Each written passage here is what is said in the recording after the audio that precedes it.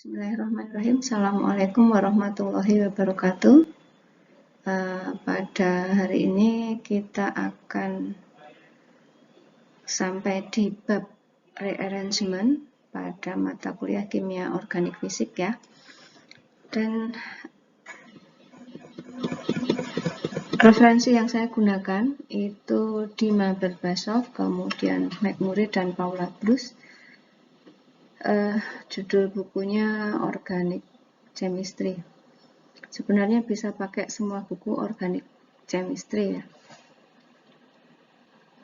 Tapi beberapa yang saya pakai di sini dari ketiga buku tersebut. Pada senyawa A ini ke belakang ya. Kemudian kalau senyawa B ini arahnya ke depan. Jadi hanya beda posisinya di dalam ruang. Nah, itu termasuk salah satu stereoisomer, yaitu epimer ya, punya konfigurasi yang berbeda. Hanya pada satu dari beberapa pusat stereogenik. Nah, itu yang A arahnya ke belakang, yang B arahnya ke depan. Nah, itu tata ulangnya ada dijelaskan di gambar tersebut dengan cara penambahan air. Jadi terjadi pada media berair dan pada suasana asam. Nah, kita akan jelaskan satu-satu. Ada yang saya contohkan di sini sekitar 11 tata ulang ya, 11 tata ulang, mulai dari yang paling sederhana. Nah, karbokation itu akan mengalami tata ulang biasanya untuk membentuk senyawa yang lebih stabil ya. Nah, misalnya adisi elektrofilik, reaksi adisi elektrofilik itu membentuk produk yang tidak kita harapkan. Nah, itu bagaimana penjelasannya gitu. Nah, ada kemungkinan pada reaksi tersebut terjadi tata ulang. Ini adalah contoh tata ulang yang pertama yang sederhana ya. Jadi ditemukan oleh Whitmore dari salah satu universitas terkenal di Amerika ya, Pennsylvania State University. Di sini ada metil 1-buten ditambahkan HCl. Nah, ternyata hasilnya ada dua macam. Yang satu 2-kloro-3-metilbutan, yang satunya lagi 2-kloro-3-metilbutan. Kalau adisi pada alkena biasanya berlaku Markovnikov ya, Markovnikov, di mana hidrogen itu akan masuk ke dalam argon ya pada atom karbon yang memiliki hidrogen lebih banyak. Jadi hidrogennya di sini kelihatan ya, yang merah tambahannya di sini. Kalau hidrogennya masuk di C nomor 1 ya, 1, 2, 3. Kalau masuk di C nomor 1, otomatis karbokationnya, muatan positifnya berada di C nomor 2. Dia akan membentuk karbokation sekunder. Nah, kalau dia terjadi tata ulang apa yang ditata di sini ya? Di situ ada hidrogen yang berwarna biru. Hidrogen yang berwarna biru tadinya terikat pada C nomor 3. Kemudian pada produk yang sebelah kanan itu dia bergeser ke arah C nomor 2. Jadi terjadi pergeseran hidrogen atau hydride shift, sehingga nanti terbentuk karbokation di C nomor 3. Di slide berikutnya akan ada contoh gambarnya. Nah, seperti ini. Yang Markovnikov berarti yang ini ya.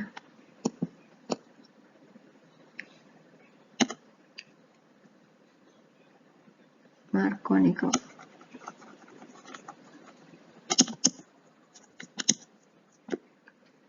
Itu karbokation sekunder. Sedangkan jika terjadi hydrid shift, itu akan terbentuk karbokation tersier.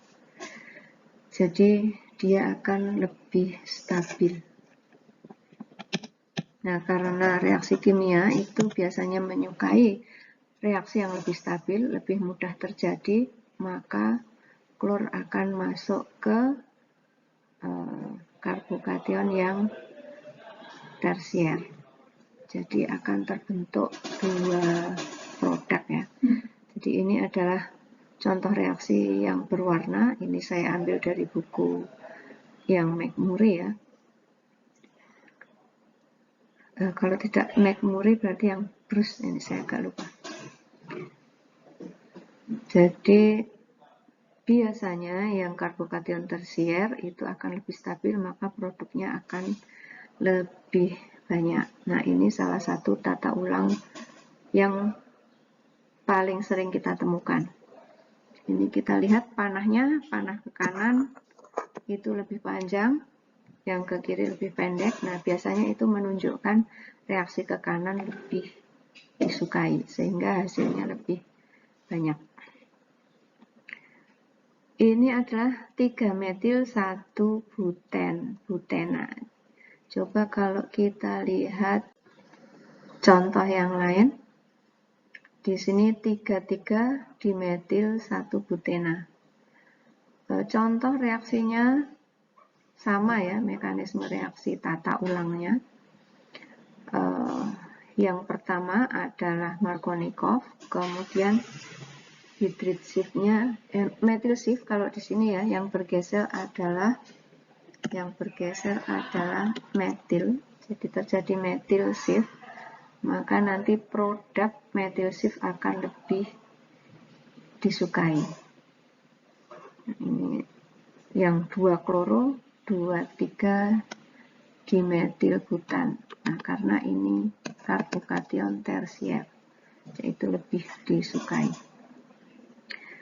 Bagaimana dengan contoh yang lain?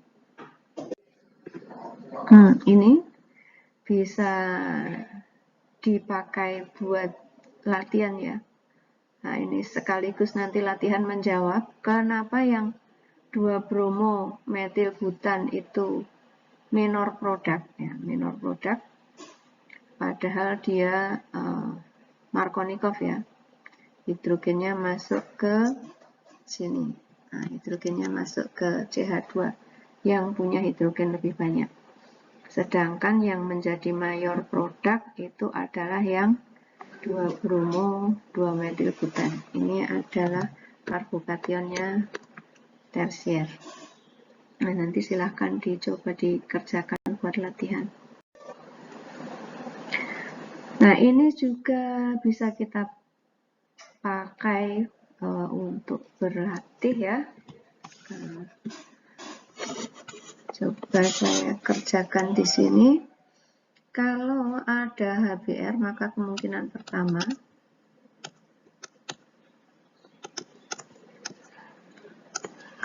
pertama hidrogennya masuk ke hidrogen yang lebih banyak ya, berarti masuk ke CH2 menjadi metil, sehingga di sini ada karbokation sekunder. Ini karbokation sekunder. Kemungkinan kedua,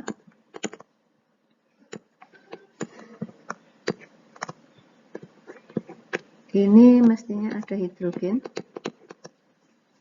Ada hidrogen ya.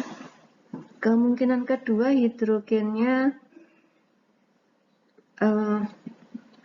akan masuk ke mana? Jadi misalnya di sini ada hidrogen, akan terjadi hydrid shift begini, maka terbentuklah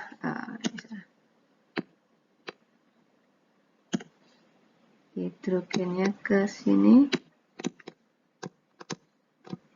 ini metil, kemudian positifnya di sini. Yang ini karbokation tersier. Baru kemudian Br-nya masuk ya. Br- masuk ke sana. Sehingga hasilnya adalah 1 bromo, 1 etil sikloheksana. Berikutnya, nah ini ada 3 latihan. Ini tugas buat kalian ya. Silahkan dikerjakan. Kemudian berikutnya yaitu tata ulang ketoenol atau biasanya disebut dengan ketoenol tautomerisasi.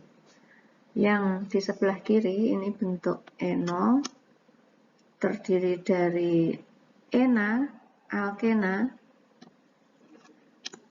itu alkena dan alkohol, maka disebut enol. Kemudian ada bentuk keto ini ya. Bentuk keto.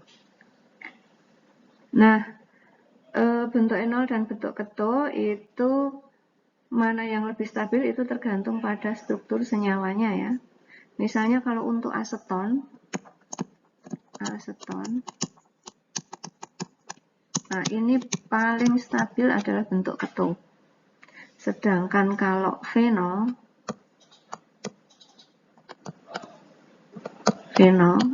nah ini yang stabil adalah bentuk enol. Nih, enol. Jadi tergantung struktur senyawanya, mana yang lebih stabil. Oke, kita lanjut. Ini hampir mirip dengan tautomer ketoenol, tapi ini biasanya terjadi pada radikal, yaitu kalau kita belajar GCMS ya. Kalau kita belajar GCMS, maka akan ada tata ulang McLafferty namanya. Itu yang tadinya bentuk keto, nah ini keto, dia akan berubah menjadi bentuk enol. Ini keto. Bagaimana terjadinya tata ulangnya, itu sudah ada arah panahnya ya. Panah pertama ini di sini, di mana hidrogennya lepas sehingga membentuk ikatan rangkap.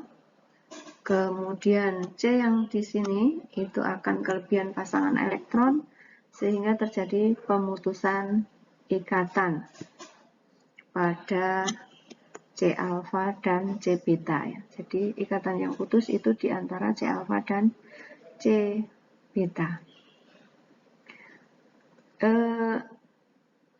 Pasangan elektron yang menghubungkan C alfa dan C beta akan bergeser membentuk ikatan rangkap antara C alfa dengan C karbonil. Sehingga C karbonil akan kelebihan pasangan elektron, kemudian pasangan elektron di CO karbonil berpindah ke O, kemudian O-nya bermuatan negatif dan menangkap H yang dilepaskan tadi. Jadi itu hidrogen yang ditangkap oleh O yang berwarna pink berasal dari sini. Nah itu adalah tata ulang McLafferty. Radikal ya. Biasa terjadi pada kalau kita mempelajari fragmentasi pada GCMS. Berikutnya tata ulang yang kita pelajari adalah Wagner-Merwin ya, Wagner-Merwin. Di sini tadinya alkohol, kemudian melalui kondisi asam pada media asam, maka dia akan menjadi ikatan rangkap. Jadi ini yang tadinya berupa alkohol, maka pada akhir reaksi dia akan menjadi ikatan rangkap. Nah, bagaimana terjadinya tata ulang dari Wagner-Merwin? Atau ini sebenarnya bisa kita sebut dengan pinakol. Nanti ada beberapa contoh reaksi tata ulang pinakol. Nah, hilang. Kita ulang tulisnya ya.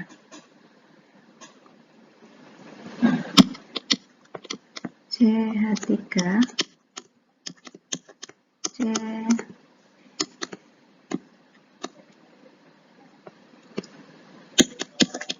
CH3 ini saya lengkapi daripada nanti salah. Saya ulang ya.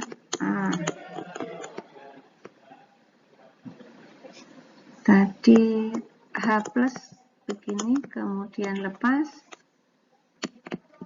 jadi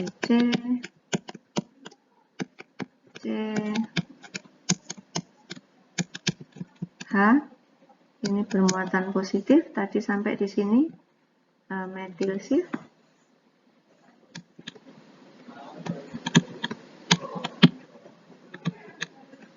Metil shift saya tulis di bawahnya, jadi C ini jadi bermuatan positifnya pindah.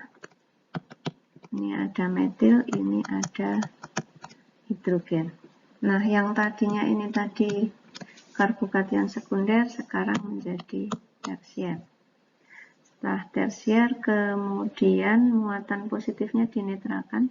Karena tadi katalis asam, maka katalisnya kita ambil kembali di akhir reaksi sehingga membentuk ikatan rangkap. Nah, itu yang terjadi pada tata ulang pinakol tadi ya. Nanti akan banyak reaksi yang mirip-mirip seperti ini ya, tata ulang yang mirip-mirip seperti ini. Kita lihat yang berikutnya. Nah, ini penjelasan yang tadi terjadi metil shift di mana R-nya tadi adalah metil ya, yang bergeser tadi adalah metil. Oke, ini contoh yang lain. Contoh yang lain dari suatu alkil iodid. Nah, kalau iodidanya lepas, maka nanti akan terjadi karbokation primer, kemudian di sini terjadi metil shift. Nah, metil shift, metilnya bergeser, ini panahnya dari sini. Sehingga karbokationnya menjadi tersier. Nah, karbokation menjadi tersier, kemudian reaksinya terjadi seperti tadi. Cuman ini ada dua macam reaksi ya. Kalau ditambahkan air itu sebenarnya produk yang kita harapkan nanti adalah OH-nya masuk ke sini. Nah, OH-nya masuk ke sana sehingga membentuk alkohol dan melepaskan H+, ya, melepaskan H+. Ini yang expected. Kemudian produk tata ulangnya ini melalui tata ulang pinakol tadi ya. Ini unexpected. Pakai rearrangement tata ulang pinakol. Nah, ini bisa kalian coba mekanisme tata ulangnya seperti yang sudah saya jelaskan sebelumnya. Oke, lanjut. Ini hampir mirip ya, hampir mirip. Jadi mekanisme reaksinya bisa kalian coba. Di mana di sini tadinya primer menjadi sekunder. Nah, silahkan dicoba untuk mekanisme tata ulangnya. Kita lanjut berikutnya, tata ulang yang keempat, pinnacle rearrangement. Nah, ini hampir mirip seperti yang tadi, terjadi dengan katalis asam ya, dengan katalis asam. Mekanisme reaksinya sama seperti tadi, terjadi protonasi dulu, kemudian dehidrasi ya. H-nya masuk, jadi di sini positif.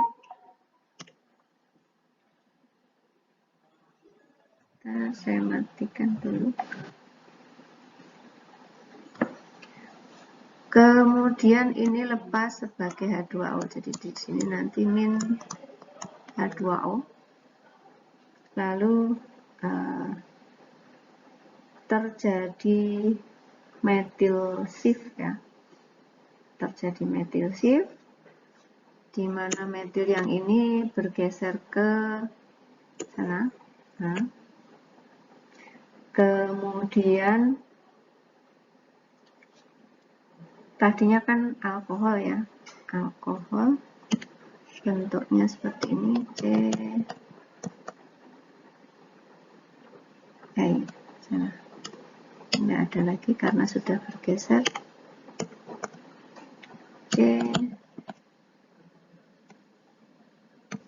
CH3,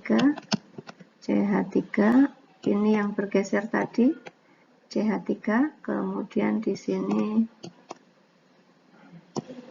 OH. Nah, karena tadi ada pakai katalis asam, maka di akhir reaksi katalis asamnya harus terbentuk kembali, maka ini membentuk ikatan tangkap. Sebentar, ini panas saya kok kurang. Panahnya gini, dari ikatan ke ikatan. Kemudian ini min H+ membentuk pinakolon. Nah, itu contoh mekanisme pinnacle rearrangement. Nanti masih ada lagi. Nah, yang ini semi pinnacle. Kalau pinnacle tadi kan ini ya bedanya ya, dua-duanya ada hidroksinya, tapi di sini salah satu hidroksi diganti dengan NH2. Jadi langkah pertama adalah mengganti NH2 menjadi N2 menggunakan asam nitrat. Nah, setelah terbentuk senyawa ini, maka mekanisme reaksinya sama seperti pinnacle rearrangement tadi. Yang tadinya masih ada satu gugus hidroksi, nanti di akhir reaksi menjadi keton.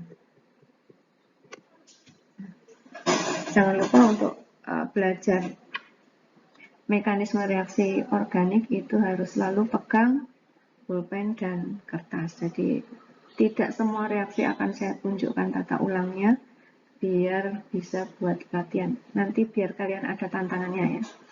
Jadi tidak hanya melihat saja, tapi mencoba.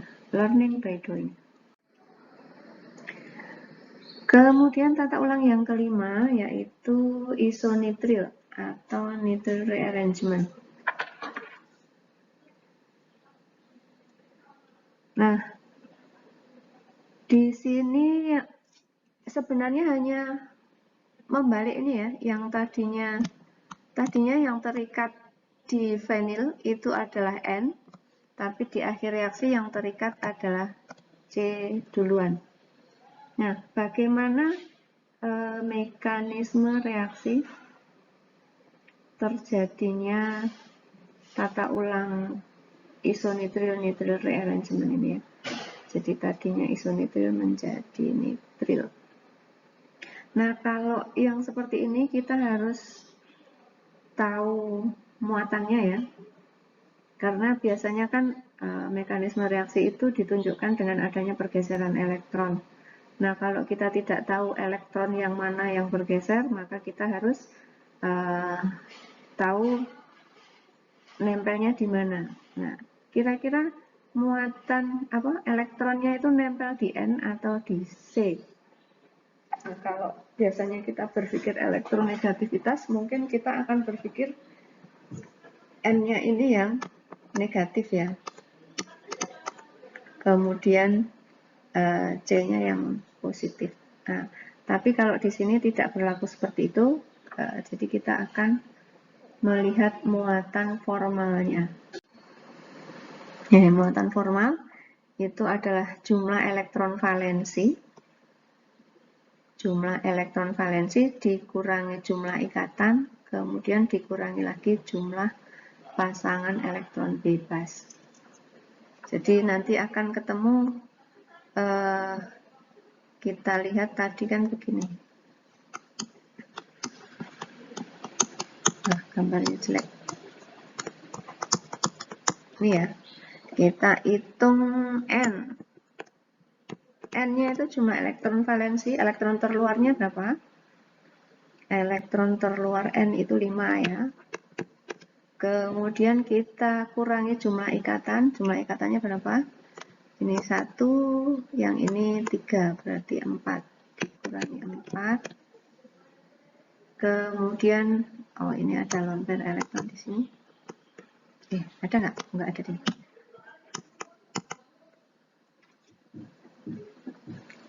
Dikurangi jumlah lone pair elektron. Tidak ada lone pair elektronnya. Oh ya, ini ada negatifnya ya.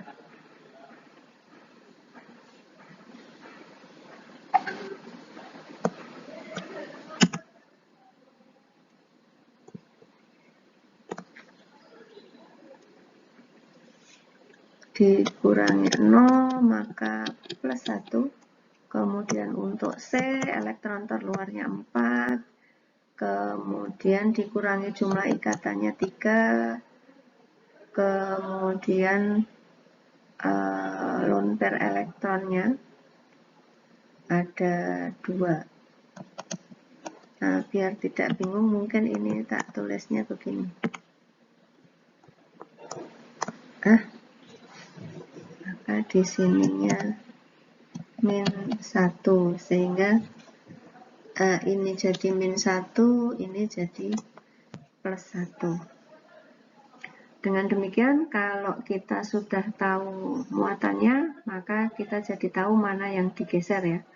Karena pergeseran mekanisme reaktif itu menunjukkan arah pergeseran sepasang elektron. Jadi itu tata ulangnya dimulai dari muatan negatif pada C, pasangan elektron pada C itu berpindah ke sini. Ini ya, pindah ke sini. Sehingga C di situ kelebihan pasangan elektron, maka kemudian digeser ke sini. Nah, setelah itu baru kemudian kembali membentuk ikatan rangkap dan N-nya lepas. Sehingga nanti bentuknya menjadi yang terikat itu jadi CN. Itu jadi dibalik ya. Jadi nitril. Itu pergeseran elektronnya. Kemudian kita lanjut, jangan lupa sambil memperhatikan video ini, silahkan pertanyaannya dicatat dan bisa kita bahas, kita diskusikan minggu depan saat tatap muka. Tata ulang yang ke-6 yaitu benzylic rearrangement. Nah, kalau tadi yang pinakol tadi kan yang bergeser alkil ya, methyl shift, alkyl shift gitu. Nah, yang di sini yang bergeser adalah fenil. Yang bergeser adalah fenil. Itu mungkin panahnya agak tidak jelas, mungkin saya tulis ulang. C6H5 itu fenil. O, kemudian kumin, OH, Vinyl. Yang bergeser dari mana? Panahnya tentu saja dari muatan negatif, ini membentuk ikatan rangkap. Ke arah ikatan ini ya, tidak ke arah C. O membentuk ikatan rangkap menjadi karbonil. Kemudian vinilnya digeser, kan kelebihan pasangan elektron ya. Jadi tidak oktet lagi, maka harus ada yang digeser. Nah, ini vinilnya digeser ke sini. Vinyl shift. Sehingga C karbonilnya jadi kelebihan lagi, maka salah satu ikatan rangkap pada C karbonil dipindah ke arah O, sehingga didapatkan senyawa ini. Nah, setelah itu tinggal reaksinya terjadi pengasaman ya, tinggal ditambahkan asam, gitu. Kita lanjut lagi. Nah, ini bedanya apa dengan yang tadi? Yang bergeser kalau ini bukan vinil ya, tetapi terjadi hydrid shift ya. Jadi ini panahnya harusnya dari sini.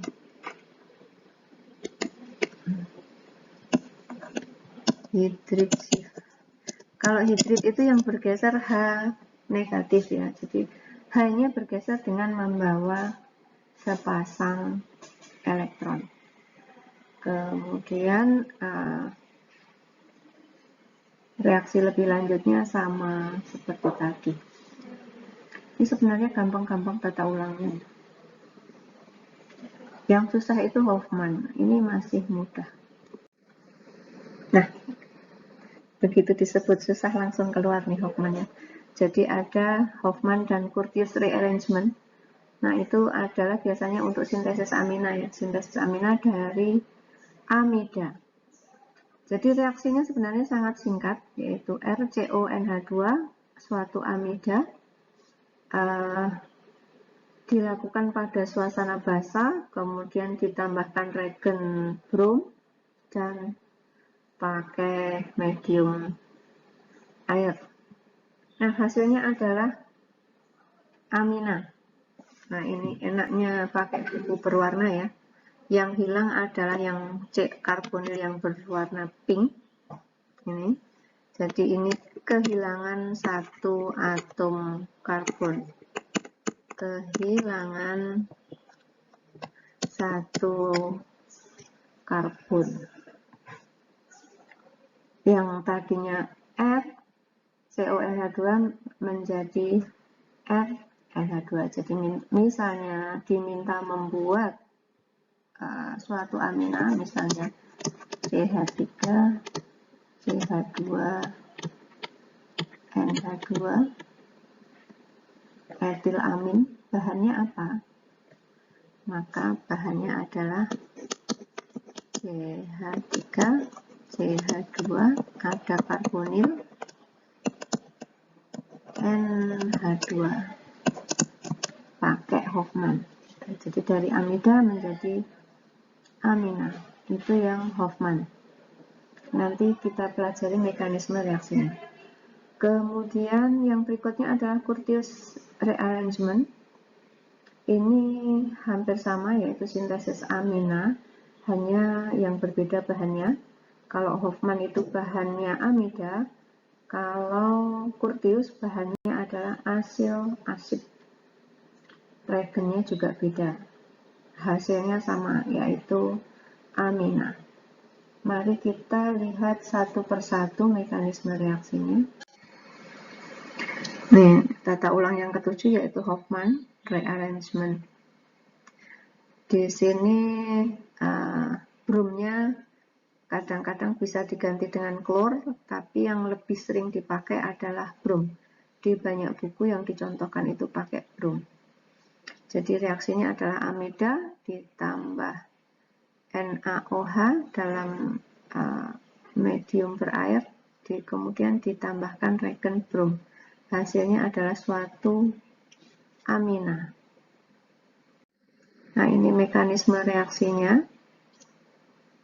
Kelihatannya panjang dan susah, tapi sebenarnya memang panjang dan susah ya, kalau belum dipelajari.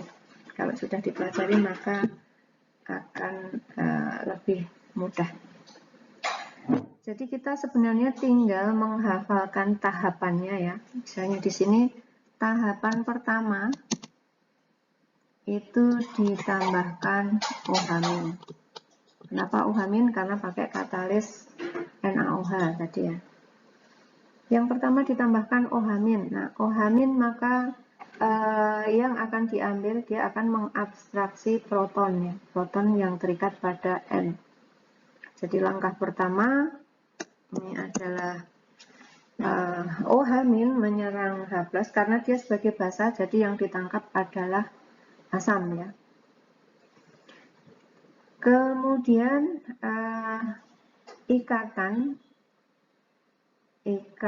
NH itu putus, kemudian menempel pada N, sehingga N-nya bermuatan negatif. Nih, pakai merah ya. Ini N-nya bermuatan negatif. Kemudian langkah kedua, oh ya, jangan pernah lupa nanti ya, kalau H-nya lepas, terjadi dehidrasi, dia melepaskan H2O. Jadi selalu cek setiap langkah sebelum dan sesudah reaksi, jumlah atom, jumlah muatan harus sama. Nah, langkah kedua kita tambahkan Br2. Nah, jadi muatan negatif yang nempel di N tadi akan menyerang Br positif dan melepaskan Br negatif. Jadi sekarang kita sampai di bromoamida. Kemudian langkah ketiga, tambahkan lagi OH-. Jadi kita ulang dari depan. Langkah pertama ditambahkan OH-, langkah kedua ditambah Br2, langkah ketiga ditambahkan OH- lagi. OH-nya mengambil sisa proton yang masih terikat di N. Jadi langkahnya mirip seperti langkah pertama tadi. H positifnya diambil, kemudian terjadi dehidrasi. Sedangkan ikatannya, pasangan elektronnya akan nempel di N, sehingga N-nya akan bermuatan negatif. Di sini, muatan negatifnya. Nah, di sini baru akan terjadi tata ulang. Jadi tata ulang Hofmann-nya itu di sini ya, di langkah ke-4. Berikutnya ini baru terjadi Hofmann rearrangement. Nah, tata ulangnya bagaimana? Nah, sebelum tata ulang, maka dia beresonansi dulu. Resonansi, wah ini kecil ya. Resonansinya muatan negatif yang nempel di N itu membentuk ikatan rangkap di sini. Muka-muka kelihatan ya. Ini dari muatan negatif membentuk ikatan rangkap. Kemudian C karbonilnya menjadi negatif. Nah, itu membentuk resonannya yang di sebelah kanan. Baru setelah itu terjadi tata ulang. Nah, tata ulangnya di sini. Ini nanti terjadi Hofmann rearrangement. Nah, ini biar tidak bingung, baris yang terbawah kita tempel kembali nanti di paling atas. Yang masih harus kita ingat adalah langkahnya tadi ya. Yang pertama OH-, kedua Br2, ketiga OH-, lalu Hofmann rearrangement. Di sini saya tuliskan kembali, saya tuliskan lagi saja ya. OH- nomor 2 Br2, kemudian nomor 3 tadi ditambah OH- lagi, lalu ada Hofmann rearrangement. Nah, Hofmann rearrangementnya di mana? O-nya, O negatif itu membentuk ikatan rangkap kembali. Yang ini ya, saya bicara yang ini. Membentuk ikatan rangkap kembali sehingga C karbonilnya akan kelebihan pasangan elektron sehingga harus dibuang sepasang. Nah, yang kita buang adalah pasangan elektron yang mengikat afil atau mengikat R. Jadi, R yang tadinya terikat di C karbonil akan bergeser menjadi terikat di N. Ini terikat di N ya di sini ya. Nah, kemudian tentu saja N-nya jadi kelebihan pasangan elektron. Maka kelebihannya itu kita buang bersama BR, kita lepaskan sebagai BR min ya. Ini nomor 4, kemudian kita ulang, kemudian langkah kelima apa? Langkah kelima adalah ditambahkan OH lagi. Nah, yang mungkin bikin bingung dari gambar ini itu karena gambarnya beda ya. Maksud saya beda itu yang di sini gambarnya mendatar, ini jadi ke atas. R-nya nempel di N, kemudian CO-nya ke atas. Tadinya kan CO karbonilnya agak bengkong ya, jadi kalau jadi seperti ini tinggal kita bayangkan saja R-nya di sini. Jadi R, N, kemudian CO-nya ke atas. Nah, kemudian langkah kelima OH- itu masuk ke arah C karbonil, ya, masuk ke arah C karbonil. Kemudian ikatan rangkap pada Cn itu diadisi dengan H dari H2O ya. Jadi nanti ikatan rangkapnya lepas. Nah, kemudian terbentuklah asam karbamat. Nah, mungkin yang membuat kalian bingung lagi, yang R-nya tadinya di sebelah kiri, jadi di sebelah kanan. Sebenarnya sama saja, nanti kalian tuliskan dari sebelah kanan gini juga boleh, R, NH, CO, boleh, OH, gitu boleh. Atau biar tetap sama seperti gambar semula ya, R-nya di bawah, kemudian N-nya ke atas, ya, kemudian C ke atas lagi, boleh, CO gini biar nggak bingung, kemudian OH-nya di sini, gitu juga boleh, sebenarnya sama saja. Kemudian hidrogennya di sini, jadi gambarnya sama saja. Silahkan mau dari bawah ke atas, mau dari kanan ke kiri, mau dari kiri ke kanan. Yang penting struktur di mana terikatnya itu betul. Nah, itu tadi langkah kelima, itu terbentuk asam karbamat ya. Terbentuk asam karbamat. Kemudian langkah keenam apa? Langkah keenamnya adalah dekarboksilasi ya. Dekarboksilasi. Jadi misalnya butuh diagram mnemonik, kalian tinggal menghafalkan ini. Jadi penambahan OH- itu selang-seling ya. Pertama OH-, kemudian kedua BR2. Langkah ketiga OH- lagi, kemudian langkah keempat tata ulang Hofmann rearrangement. Hofmann rearrangement, kemudian langkah kelima tambahkan OH- lagi untuk membentuk asam karbamat, baru kemudian langkah terakhir yaitu dekarboksilasi, sudah terbentuk amina. Nah, ini langkah-langkah ini perlu kalian ulang-ulang ya. Kalau latihan 1-2 kali mungkin masih lupa-lupa, belum begitu paham. Saya yakin kalau minimal triplo gitu kalian mencoba. Yang pertama lihat PPT dulu, di pause gitu bisa.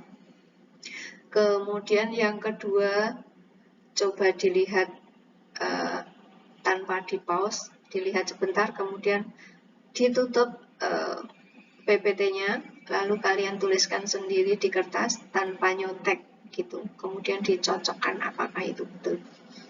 Kemudian nanti kalian bisa melihat, mencoba dengan contoh kasus, misalnya membuat etilamin dari propanamida. Nah, yang ini langkah-langkahnya harus paham karena nanti akan ada tata ulang yang mirip-mirip gitu. Berikutnya Curtius rearrangement. Nah, bedanya di mana bedanya? Bedanya pada bahan. Tadi kalau Hofmann itu bahannya amida, kalau Curtius kita pakai asid klorida di sini ya. Kalau yang di depan tadi malah contohnya asil asid ya. Kalau yang di depan tadi kita jujuk dari sini asil asid. Nah, kalau ini bahannya asil asidnya dibuat dari asil halida ditambahkan natrium asida.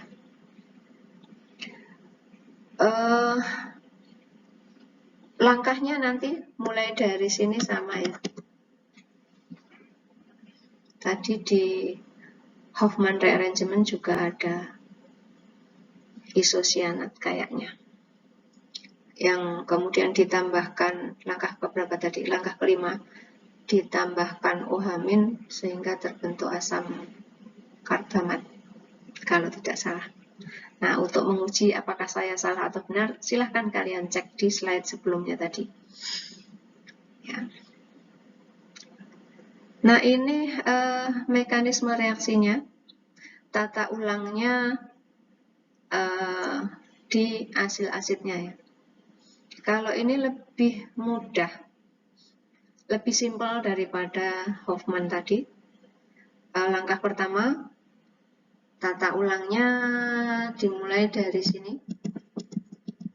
Muatan negatif yang nempel di N, bergeser ke kiri membentuk ikatan rangkap dengan CO karbonil, kemudian R-nya digeser ke N dengan melepaskan N2. Nah, ini satu langkah saja. Kemudian terbentuk amina. Nah, ini lebih mudah ya. Oke. Berikutnya, biar videonya tidak terlalu panjang. Ini masih tetap Curtius rearrangement. Nah,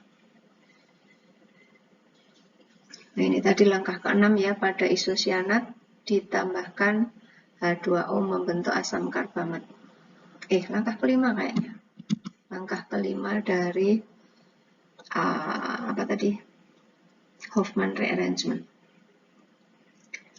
Kemudian dari karbamat terjadi dekarboksilasi. Sama seperti pada Hofmann tadi. Nah, ini bedanya di mana? Bedanya Hofmann dan Curtius. Kalau Hofmann itu yang dibuang Br-, kalau yang Curtius yang dibuang adalah N2. Sama-sama membentuk isosianat. Kemudian dari isosianat tadi, isosianat. Kemudian dari sini tadi ditambahkan ohamin ya. Tambahkan ohamin atau H2O, tapi yang masuk ohamin, kemudian menjadi asam karbamat. Baru kemudian langkah berikutnya adalah dekarboksilasi, membentuk amina. Karboksilasi. Nah, hasil akhirnya adalah amina. Oke, lanjut berikutnya. Sama, ini hanya keterangan yang tadi. Nah, ini bisa dicoba. Nanti tugasnya lihat di classroom ya, mengerjakan yang mana. Kalau ini retensi itu di awal S, di akhir S. Nah, ini karena prioritasnya sama-sama prioritas pertama ini. 1, 2, 3 S. Oke, berikutnya Porteus. Kemudian ada yang ke-9 yaitu Wolff. Nah, ini agak beda. Beda hasilnya ya, beda hasilnya. Sama-sama asil asid. Kalau Porteus itu membentuk amina, kalau Wolff dari bukan asil asidnya. Yang asil asid itu ini. Asid yang membentuk amina. Kalau yang Wolff ini ya, bedanya di sini. Yang ini karbon, yang ini nitrogen. Hasilnya juga beda. Di sini hasilnya asam karboksilat.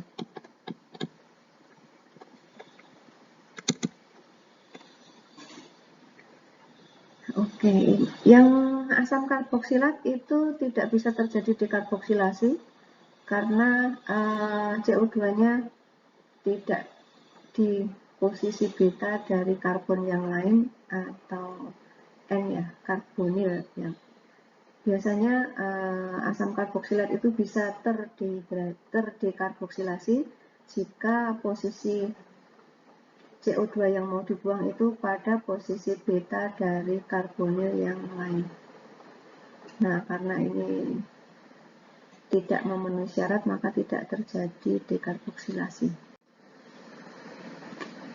Yang ini Beckmann rearrangement. Kalau ini sintesis amida ya ini. Jadi di sini tata ulangnya yang ini. Nah, ini panahnya dari R-nya digeser ke arah N ya. Mungkin agak bingung itu panahnya. Jadi R-nya digeser ke arah N.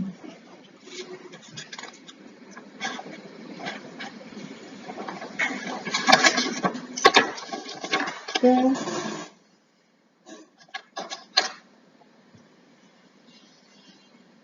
Perlu digambar tidak itu? Mau digambar sendiri aja ya. Digambar sendiri saja, gampang ya. Berikutnya, udah tak gambarkan. Kok saya apian ya? Lupa saya. Ini mekanisme reaksi tata ulang Beckmann ya, Beckmann. Terjadi R shift seperti itu. Oke, berikutnya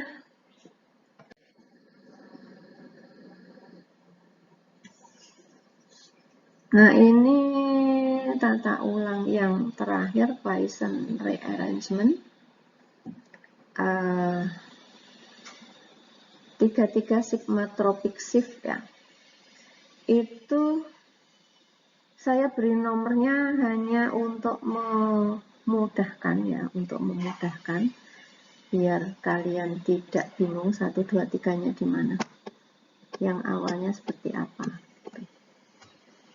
Jadi yang ini panahnya salah ya, ini panahnya harusnya tidak ke arah R tapi ke arah sini yang saya gambar yang merah.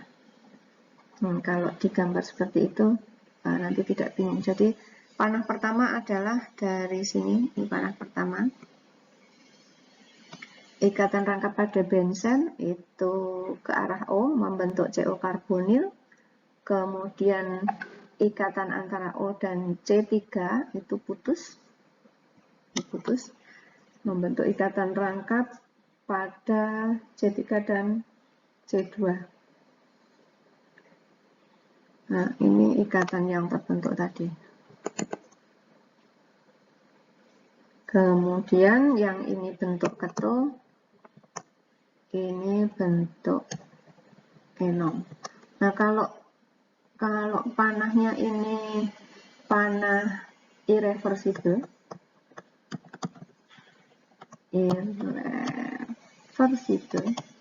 maka nanti yang terbentuk hanya bentuk enol ya, bentuk ketulnya tidak bisa diisolasi biasanya. Soalnya kalaupun ada, dia sangat kecil kadarnya. Yang mayoritas dia akan menjadi bentuk enol.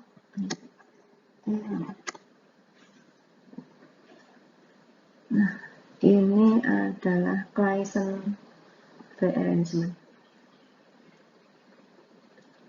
Oke, jadi si Claisen ini sangat sangat rajin. Ada kondensasi Claisen, ada Claisen rearrangement. Nah, yang ini juga bisa dicoba untuk latihan. Nanti untuk tugasnya akan saya tuliskan di Classroom.